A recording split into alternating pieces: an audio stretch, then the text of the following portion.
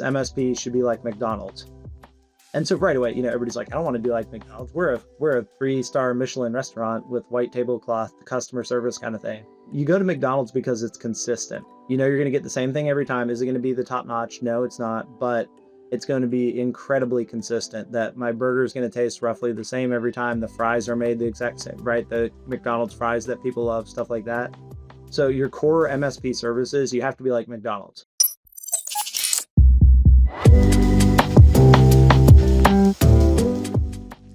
You're listening to the MSP Security Playbook, the show where modern MSPs come to sharpen their strategy, streamline operations, and secure their growth.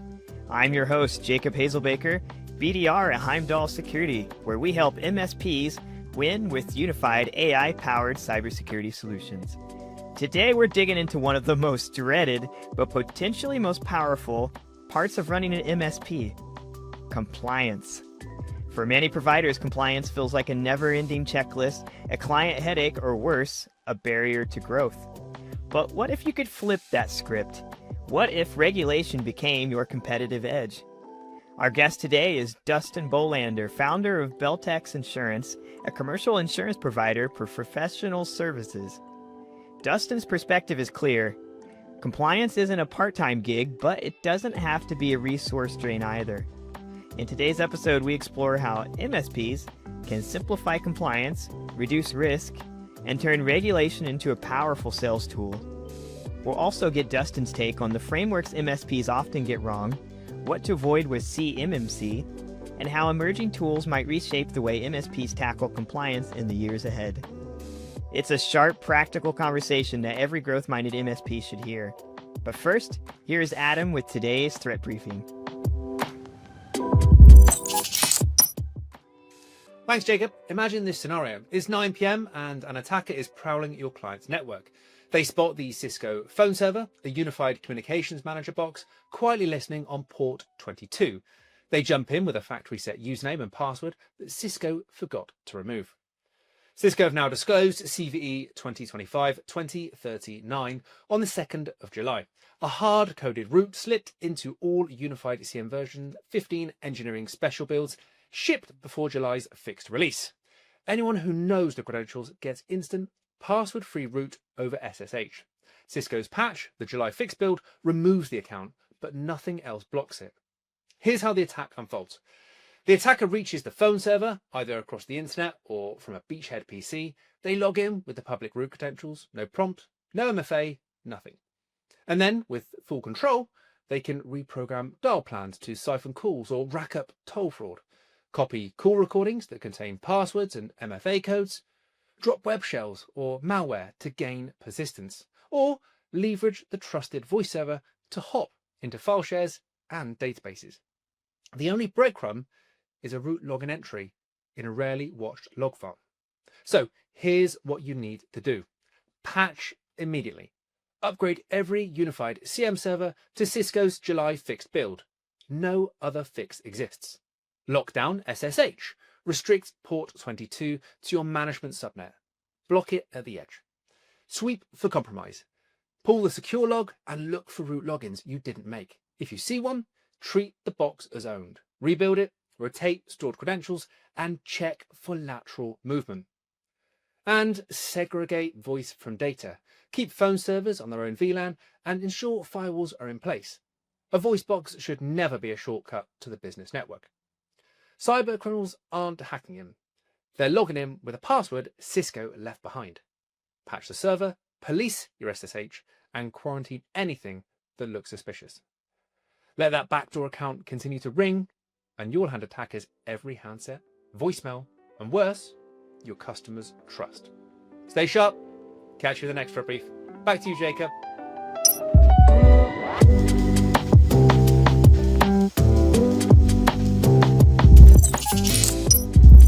Dustin Bolander, thank you for your time today.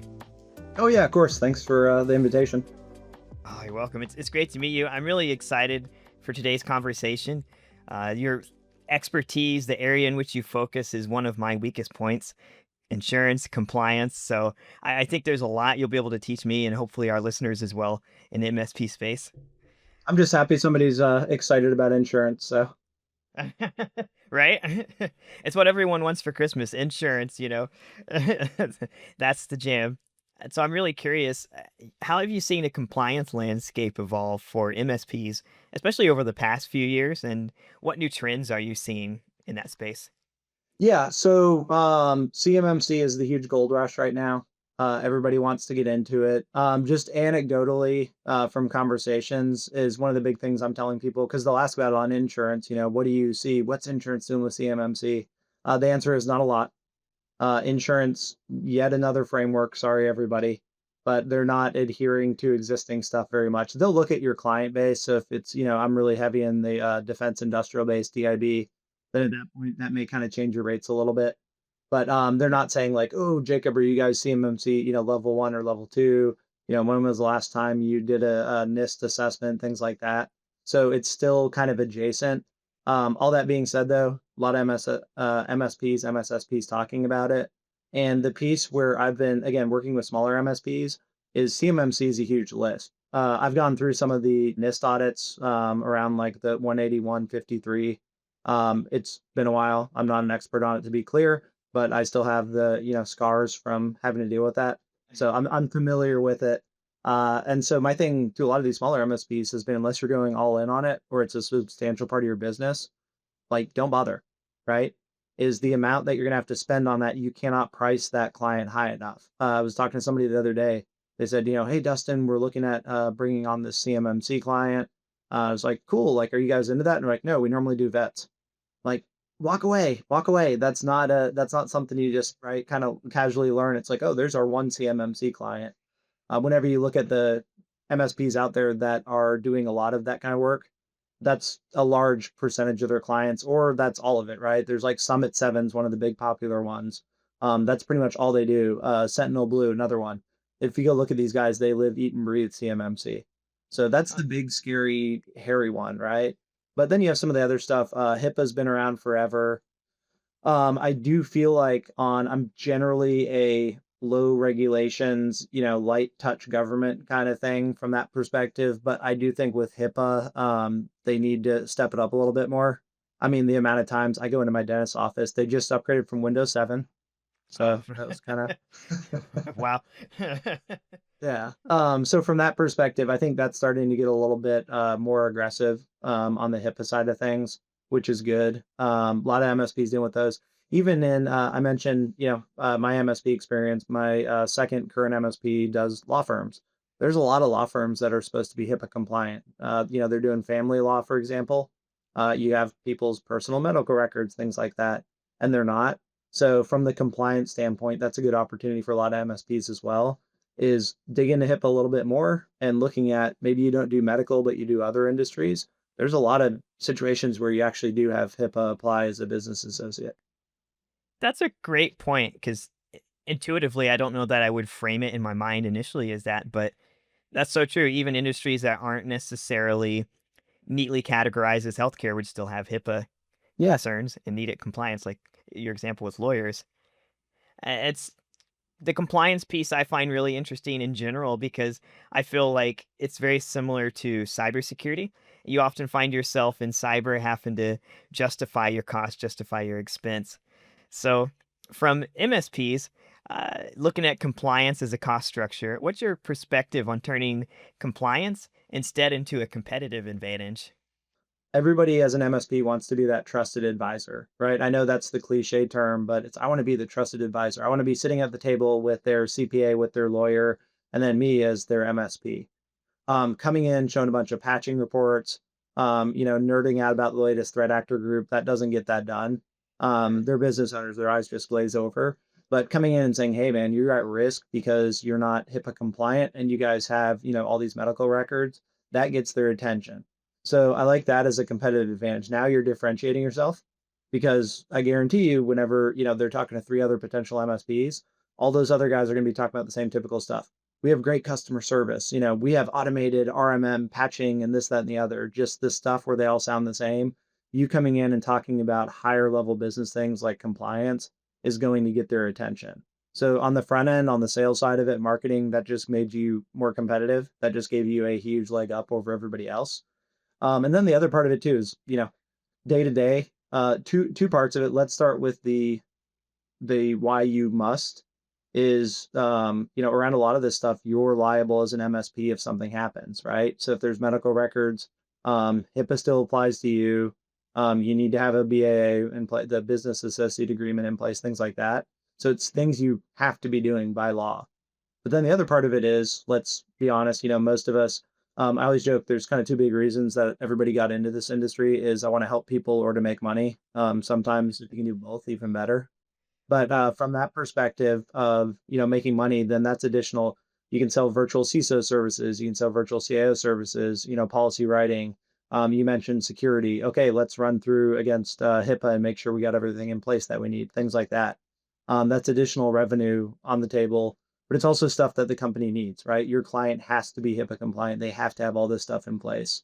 So it's other than them trying to save money by not doing things and sort of breaking the law. Other than that, it's a win-win-win. So I think it's a great idea to be bringing that kind of thing up.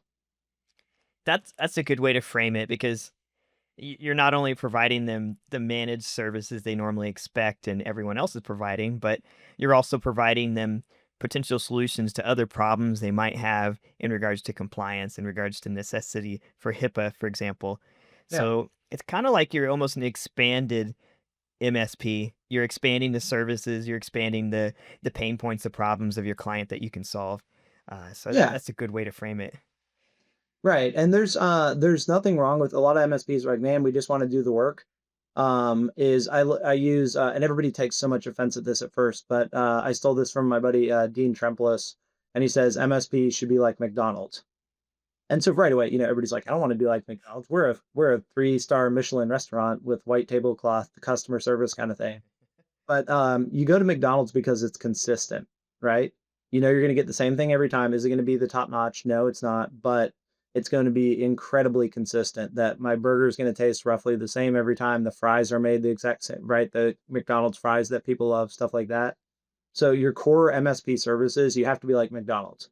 It doesn't even matter if you're great, if you're consistently good enough, customers are going to be happy, right? Because it's that expectation, that consistent piece that they're trying to do. So get that dialed in as McDonald's, but then like you just said is, okay, now we can go above and beyond. We can start adding this really cool value added services, value added expertise to where not only are we going to offer you really good, consistent help desk services, but on top of that, we're not just going to give you cybersecurity. We're also going to help guide you through all the frameworks, the compliance, the industry requirements that you have to deal with. And so now you just really differentiated yourself. Yeah, that's very useful. And now you got me super curious for the MSPs that do anything that requires any kind of compliance. What normally goes wrong? What are some of the common mistakes that MSPs unfortunately make when compliance is considered, when HIPAA is required, etc.? I think the biggest one is going to be the same as kind of, I'm going to say everything else in the industry. We have a really bad habit of thinking that whenever I say we, just MSP industry in general, right, is that we're smartest, we can figure everything out.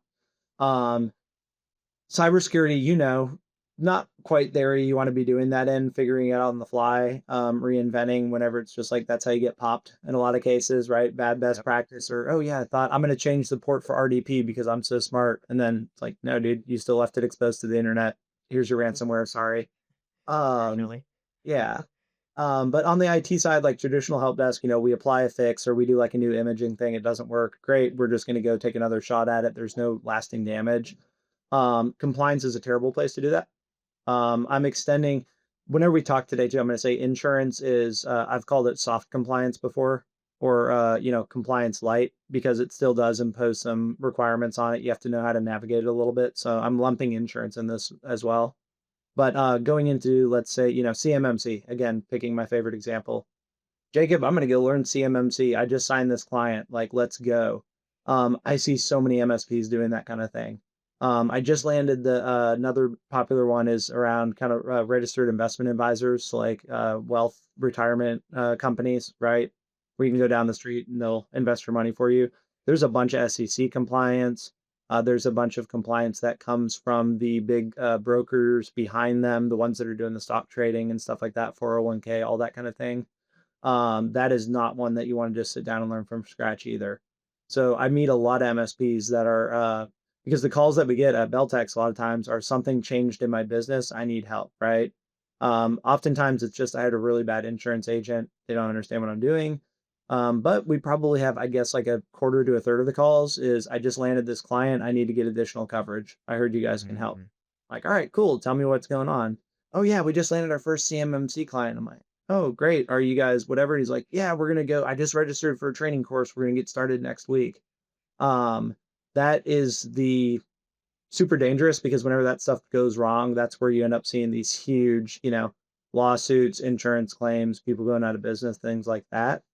And so what I always recommend is, okay, if you're crazy enough, you just went down that path, find somebody to partner with, find somebody to, leverage other experts. Don't sit there and just Google or chat GPT or geez, going on like Reddit. That's another one. How do I see MMC kind of thing. Get help on it and you're gonna have to pay for it. That's the cost of doing business, right? Nothing in life is free.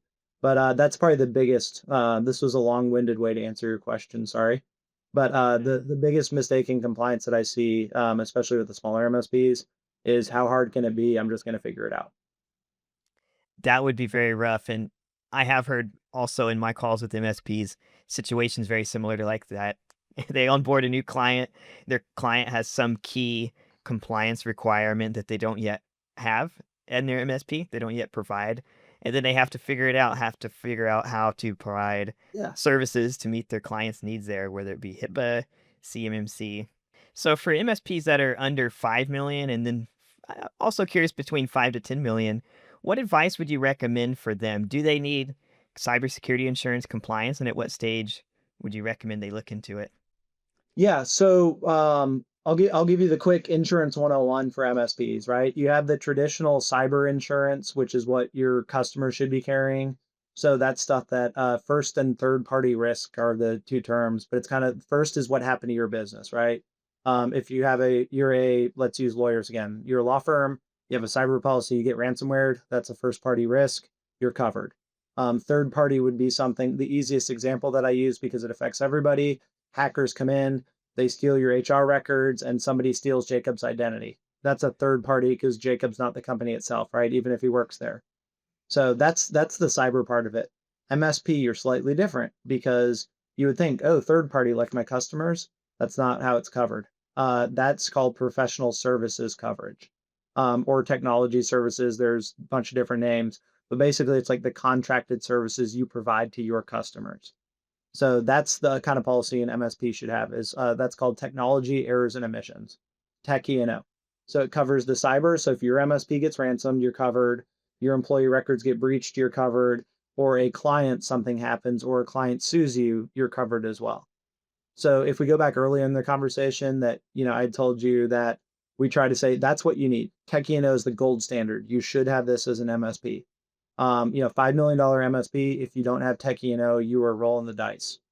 Just too much stuff happens at that size.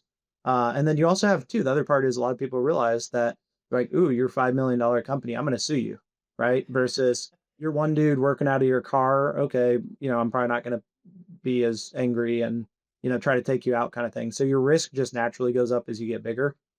But I said earlier around not everybody can afford it. So whenever we have MSPs, we're like, look, here's tech E&O, you should have this. Generally, you're looking at $5,000 a year as a starting price for tech E&O. So if you're a one-man MSP, geez, that's a lot of money, Dustin. So we'll say the majority of insurance claims that we see end up being around the professional services side. Hey, your backups failed. There was an attack. And even if you set expectations, right, you're in security, as I always say, it's a question of when, not if. Everybody's going to get breached. Like it's a crappy part of modern existence, unfortunately. It is. But no matter how many times you tell that customer, when it happens, they're going to be upset. Sometimes they're going to come back, they're going to demand money, they're going to sue you, stuff like that. So that's where that professional services coverage comes in. So if you have to kind of cherry pick your coverage because you can't afford the full thing, is get the professional services. For an MSP, that's almost always what we end up seeing they need the insurance for. Wow, that's really great to know. So Yeah. that's key information. Right? And then looking forward in the future, so let's say you started a new MSP, it's starting to grow, but you wanted to future proof it. You wanted to think ahead as to what you might need 1 year, 3, 5, 10 years from now. So, how would you future proof your new MSP to make it easier for you to be compliant later? So if you're looking at it though, and you're like, okay, I want to grow, 1 million, 3 million, 5 million, just as kind of random numbers. So as you hit each phase, figure out what you need to, okay, hey man, Jacob, we just hit $1 million. Okay, we're going to 3, is start building those processes now. So that helps you not only on the operation side, but from, compliance and stuff like that. You don't want to be rushing all that stuff last minute. So if you're setting that stuff up, contracts are a great example. Is always be I tell MSPs contracts are going to save your butt. They're going to make things black and white with your customers. It just makes everything a lot simpler. It's a good business practice. So, okay, I'm starting off, geez, I'm probably gonna use the Tech Tribe templates because they're free, they're out there, right? That's a great starting point. As I get closer to $1 million though, at that point, I'm gonna go out, I'm gonna hire a lawyer, and I'm gonna get good contracts like a $5 million MSP would. Because I don't want to be doing that at 5 million and going, oh, geez, I need to get a good lawyer. I need to get all these contracts re-signed. No, do it as all those clients come in as they grow, right? And that's something, yeah, you're going to spend a little bit more, but having that kind of stuff in place structurally is a huge win for the MSP. Again, if you're planning on growing.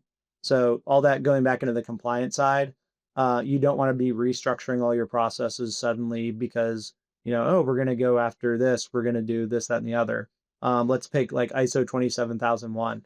We know we want to be compliant. Start building those processes in now, not in 18 months whenever you start actually going through the audit and attestation process, right? You don't have to do them all. It's not like sit down this weekend, put it all together. But man, just pick like every quarter, okay, here's 3 different, things we're going to pull together as part of that road to compliance. It's a lot easier to build that stuff as you go than going last minute, trying to restructure everything. Everybody already has these habits they have to break now, things like that. So, back to your original question, what's the advice on the compliance getting there is always be in the process of building the stuff you'll need at the next kind of stage size wise. Wow. And as they do that, as they systematically in a reasonable time frame, like you said, not over the weekend, but over time, are there any tools or services or AI use cases, anything that you might find helpful for MSPs as they prepare to be compliant in the future? Yeah, there's a lot more free content out there than a lot of people realize. So I don't mean this to trigger all the attorneys and compliance consultants. It's not like go download the free template and use it kind of thing. But from a learning perspective, the amount of stuff that's out there that you can go watch, download, read, that sort of stuff, you can really educate yourself, and all it's going to cost you is some time.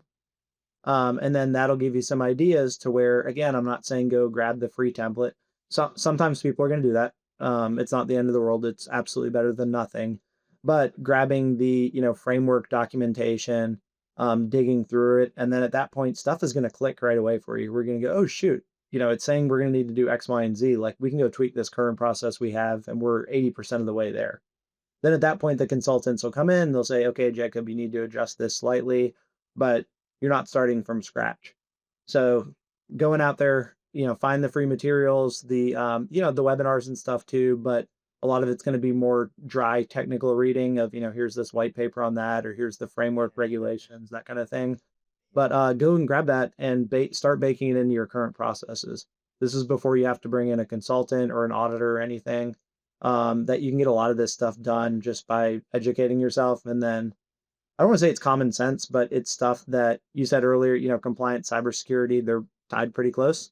Great. We just need to formalize this process a little bit more. Device hardening is one of my favorite examples, right? So there's so many compliance frameworks, so many requirements. Insurance, there's a number of carriers that say, do you have a standard device hardening process? I guarantee you 99% MSPs do. Is it formal and is it written? No, it's not. But next time you go to sit, speaking as you're a small MSP, maybe it's the owner and you got like 2 junior help desk guys.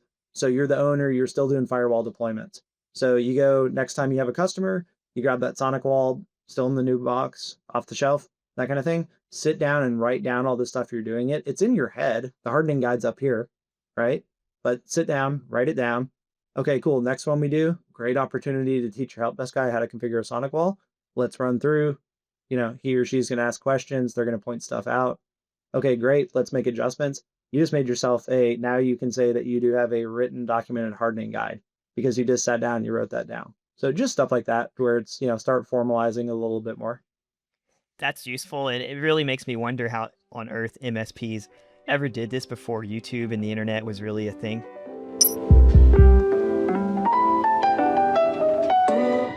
Last question for you is actually my favorite. So the question for you today from an MSP is, how can we streamline compliance without it feeling like a full-time job, or worse, a sales blocker? Ooh, that's an interesting one. We talked earlier, being vertical focused, that's a huge help because then you're doing that same thing again. It makes it not just a sales blocker, it's a sales enabler at that point. That it's baked into your process, you kind of know it. It's up and running. The two other ways though that I see a lot of folks succeeding with it is going to be just having that standardized framework baked into your process. So like your QBRs, right? Don't go in. I'm going to use CIS as an example on this because it's something that I think works great for everybody. It's a framework. It's maybe not direct compliance, but same concept, right? Spiritually, it's compliance. You do your QBRs as an MSP. Don't go in and say, Jacob, I need you to do all these CIS controls right now. It's a, hey, Jacob, here's the CIS IG1, right? We're going to do these controls. We're going to do more over the next 18 months. So what do we want to tackle this quarter, right? You just made it a little bit, it's more bite-sized with the customer. We can start working through it. You can do it with anything else. If they have a deadline, obviously that affects things more. But it's like, we want to become ISO compliant. Well, great. Let's break it down. If we do this over 12 months, it should be more digestible. But you're putting a standard process in place and you're also putting a cadence in place. I think that's what a lot of MSPs miss is like, man, you got to have a regular touch point. You got to have kind of expectations, break it down into smaller chunks, and then have regular check-ins on that. So that helps a lot there too. And then the other option is, again, bring in outside help. So, hey, we have to be blah, blah, blah. We have to be CMMC compliant.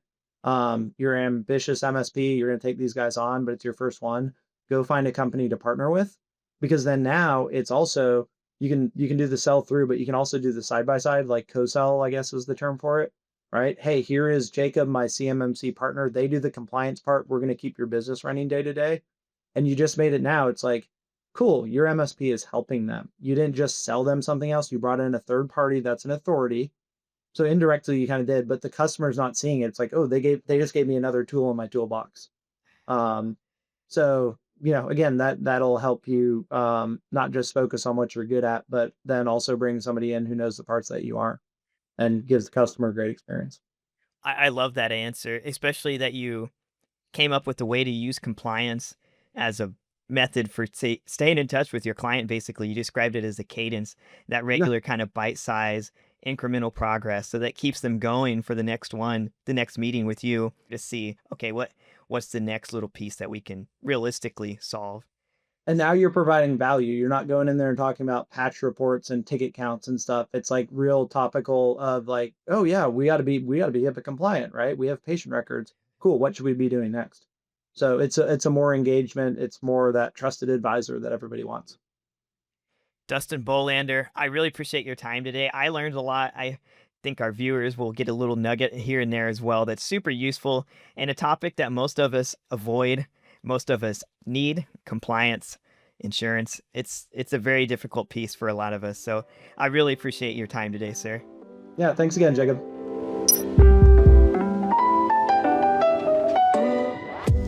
That was a fantastic, insightful conversation with Dustin Bolander. Compliance is one of my weakest points, and that's why I think for MSPs, a lot of them have told me that's one of their weakest points as well. So focusing on that, and the insights he gave me really stuck with me. One of which was he described the compliance conversations with his clients as a way to stay in touch with them. He described it as a cadence, as a routine thing they chat about.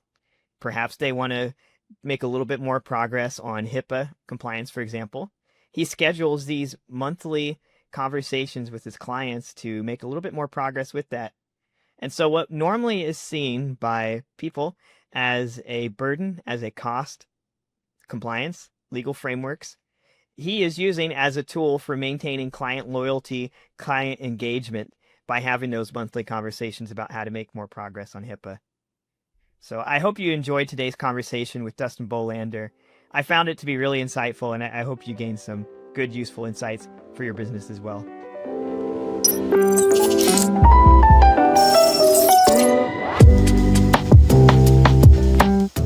That's a wrap on this episode of MSP Security Playbook.